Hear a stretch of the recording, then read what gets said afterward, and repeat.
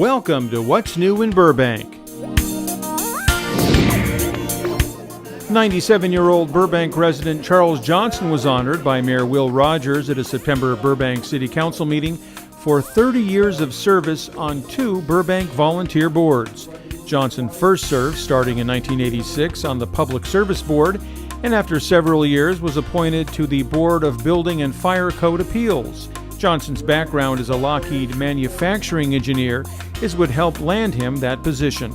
I spent over 50 years as a manufacturing engineer right over there in that little area south of the airport.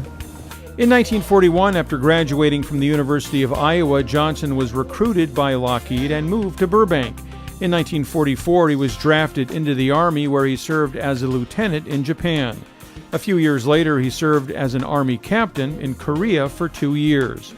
He's very proud of his military service and his 57-year career at Lockheed, a place he likes to point out played a role in America's success in World War II. So we cranked out almost 400 B-17s, and many are crediting that effort with a major part of winning the war over Japan. In 1958, Johnson purchased a lot in the Burbank Hills and built a home where he still lives today with his wife, Nancy. The City of Burbank Ponytail Softball program just turned 60. The person who started it all, Barbara Round, is well into her 90s, but her memories are as vivid as ever. I thought, why not have a league like the boys do? And I said something about it, and one of the men said, and you'll be using all the facilities, and we're full already. But my boss was very cooperative, and he believed, as I did, that women and girls should have a place to play. So we put an ad in the paper, of course, and we came out, and the first time we advertised it, we had 6 teams, which was an indication of the need right there. It's never been done before. The next year, we had 22 teams, and it just escalated from there. And nothing but fun, but we concentrated on good sportsmanship.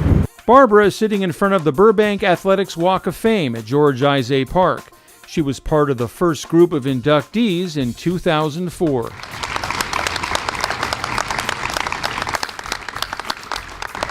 In 1957, she founded the Burbank Ponytail Softball League, which was to become a national model for girls' fast-pitch softball programs. The first year, there were 6 teams. By 1980, when she left, almost 100 teams were participating. Congratulations, and unveil your very deserving star. When I first came to work for the Park and Recreation Department, there were no women's and girls sports, and there was not an actual barrier to it, but nobody had ever thought of doing it. They were busy promoting the boys and the men and so forth. And being an athlete myself, I wanted the girls to get in and be recognized. And I'm not sure what year it was. They did the diamond in my name.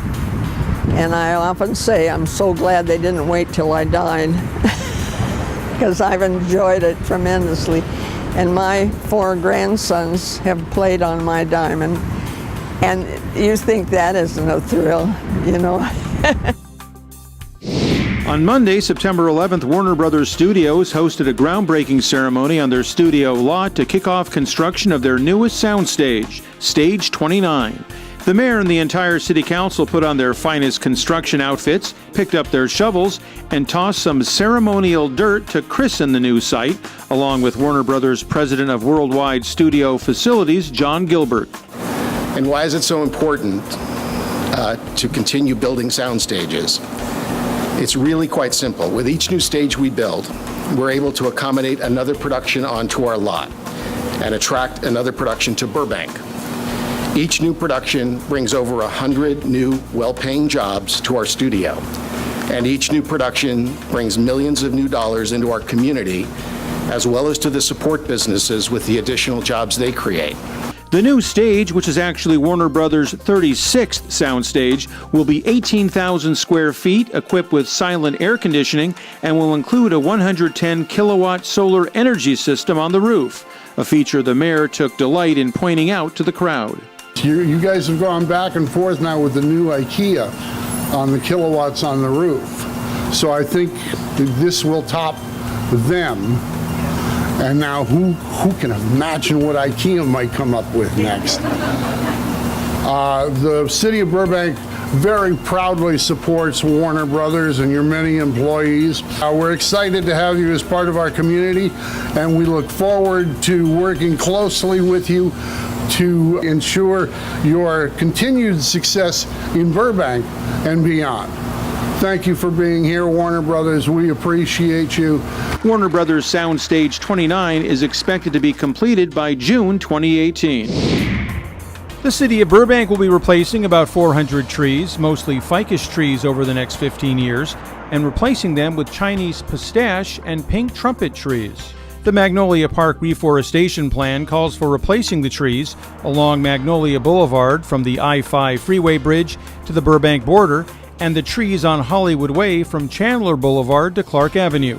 Replacing every 15th tree over 15 years, that's about 35 per year, will make for a smooth visual transition to deal with issues that have been growing since around the year 2000, when abiding by the Americans with Disabilities Act became a concern. We looked at it and we went, okay, there's some places where we're missing ADA clearance because we've got this huge tree well. Now we look at it and we go, okay, they drop berries, they get into sewer lines, they mess up the sidewalks, they mess up the streets, the curb lines. Just the infrastructure damage is the biggest thing that we're dealing with right now. And the business owners don't appreciate the fact that they drop stuff on their roofs and they block signage. Another problem making its way from Florida in recent years is the ficus whitefly. They poop sugar water. And if you've ever spilled sugar water in the kitchen, you know that it's sticky for the next 200 years. And so we've been treating the ficus trees to keep them from having that problem for the last 4 or 5 years at about $15,000 a year.